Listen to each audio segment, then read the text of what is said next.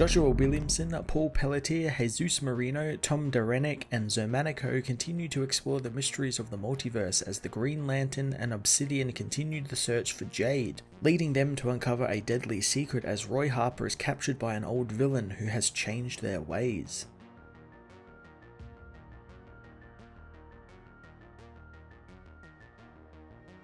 Joshua Williamson continues his wonderful multiversal spanning mystery as we learn a little bit more about what the DEO are planning for the world and the multiverse. Williamson really flexes his DC Universe knowledge here, connecting it up to many of DC's past Crisis events, going all the way back to the original Crisis on Infinite Earths, with Flash and Psycho Pirate's portion of the story, which is almost exactly like their part in the 1985 event. Little things like that are why I love books like this. It makes it all feel like one long story that's been told for decades, and really, that is what the DC Universe is. Similarly, the DEO's portion of the book was also a fantastic callback field arc as well, and I like Bones' idea to create his own versions of the Ultima Thule, Justice Incarnate's ship, in order to traverse the bleed and shore up Earth-Zero's defenses. Hector Hammond making a return was great as well, and again, the changes continue with the villain being a normal human again, which is far sight different to what we saw him last as when he was in the Grant Morrison The Green Lantern book. What's a really awesome concept is that these people are remembering all of their past iterations and how it's changing people, sometimes for the better with villains becoming heroes in their own right, or sometimes for the worst, as seen with Magog, who's kind of reverted back to his ways a little bit. The highlight of the issue, however, had to have been Alan and Todd's adventure. It was great seeing this father and son duo reconnect after years being apart and support each other's life choices. It was wholesome and I loved every minute of it. Paul Pelletier, Jesus Marino, Tom Derenick, and Xermanico all pulled their talent for art on the book, leading to a good selection of action and, like previous issues, new characters joining the stories, which means cool new reiterations on classic characters and their costumes. Xermanico again gave a great visual representation to Psycho Pirate's power by having Barry remember his original race with Jay, with the page looking like it was one from 1961, right down to the actual white part of the page being weathered and yellowed, which I thought was a really great effect. Infinite Frontier issue 3 was another fantastic installment in Joshua Williamson's multiversal mystery, beginning to tie together a lot of the many running plot points while also providing some great little surprises that tie to past Crisis events. I'm going to give this issue a 10 out of 10.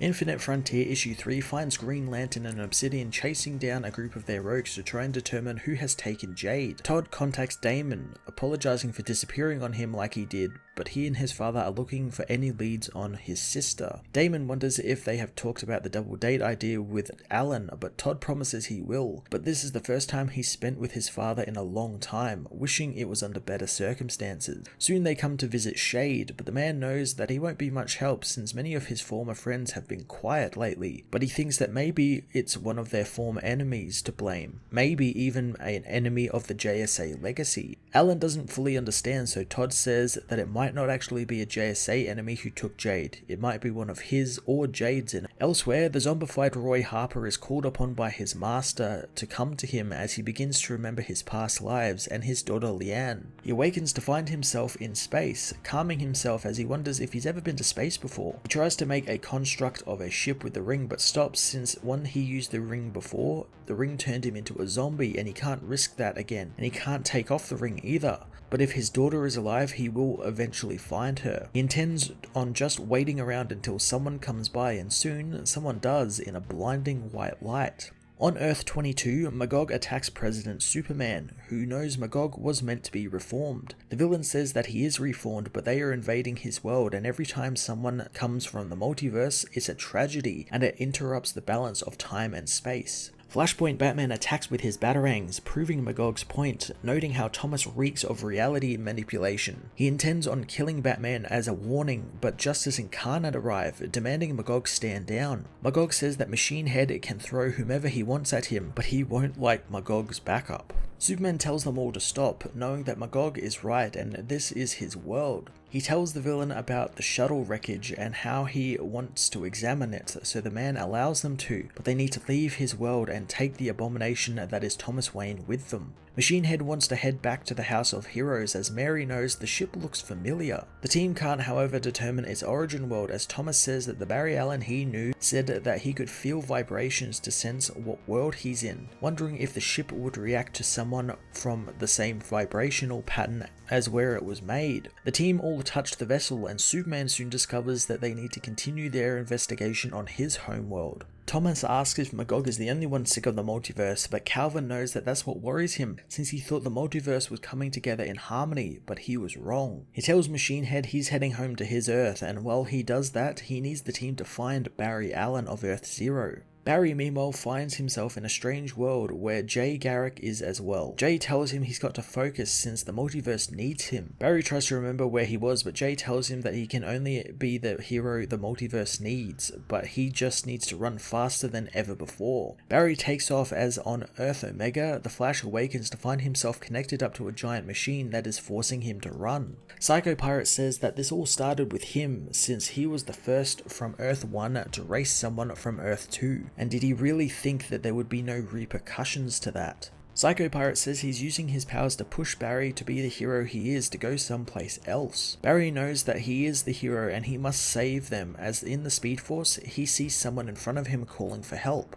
Barry says that he will save them, as Psycho Pirate wants Barry to save the multiverse. Green Lantern and Obsidian Mimo head to Bloodhaven in their search, finding Command D, a base used for dangerous experiments that the DEO got their hands on. Alan wants to get into the base without being seen, and Todd knows that while light is his deal, darkness is his, and it has its uses. Todd opens up a portal into his darkness, allowing him and his father to slip in unseen. Inside, Alan asks if Todd can feel any connection with Jade, but Todd says that since the JSA HQ blew up, it's been very weak, and if Jade was leading this search and rescue mission, she would have found herself already. Todd knows that between him and Jade, she's been the one who's been the most confident, and a natural leader of both Infinity Inc., the JSA, and even the Justice League. He says that he used to have a hard time with any kind of relationship, making Alan wonder if things between him and Damon are okay, but Todd reassures him that they are, asking if Alan has had a chance to get out there and find someone. Alan says he's too old to be on the dating scene, but Todd knows that's a load of crap and he can be his wingman, telling him that Damon has a friend that he thinks he will hit it off with. Alan doesn't want to be set up by his son, knowing that he knew someone before reality changed, but he doubts that he would have waited on him. Todd knows he'll never know unless he tries, as soon they spot Director Bones. The duo follow him and discover a huge dry dock where a spaceship is being built. Alan can sense the energy coming from the craft as Bone tells his men that they are behind schedule and they need more carrier arcs vibrating today, demanding that they get the cells loaded. Todd wonders what kind of spaceship needs prison cells, as they are attacked by Extract, who along with her men surround the heroes. The woman says that she told Bones that if they grab some heroes, the rest would come. Todd reminds his father how he told him that they shouldn't shine his light, but thinks they now should as the duo attack, smashing through the guards, as Alan demands to know where his daughter is. Cameron Chase appears, saying that she knows where Jade is, but he doesn't understand what is at stake since Bones' plan is the only way they can save their world. Chase fires her cannon at the heroes, apologizing, as in space, Roy is picked up by a DEO ship under the command of Agent Hammond. Hammond explains that the DEO once dealt with alien threats, but after the recent events,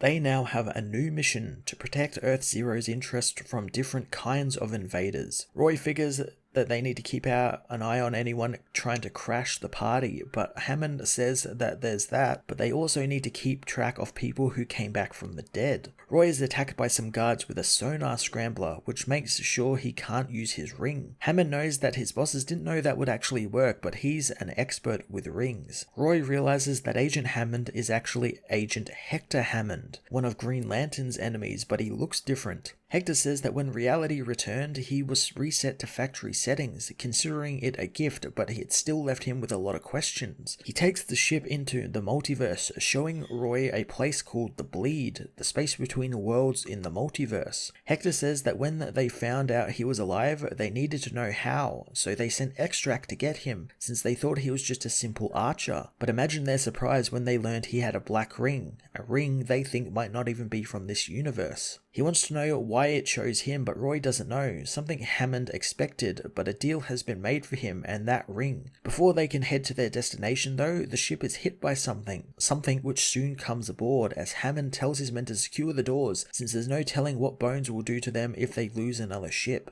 A soldier wants to call in extract, but Hammond says not to, since they will do this themselves. The soldiers are attacked by Roy, who tells Hammond that he shouldn't have taken his eyes off the target. He uses a Hal Jordan construct to uppercut Hammond and knock him out, as the ring again tries to take him over. Our voice thinks that Hammond's team found a zombie world, which means they need to aim for the head as Power Girl, Damage, Atom Smasher, Wildcat, and Jade appear on the ship.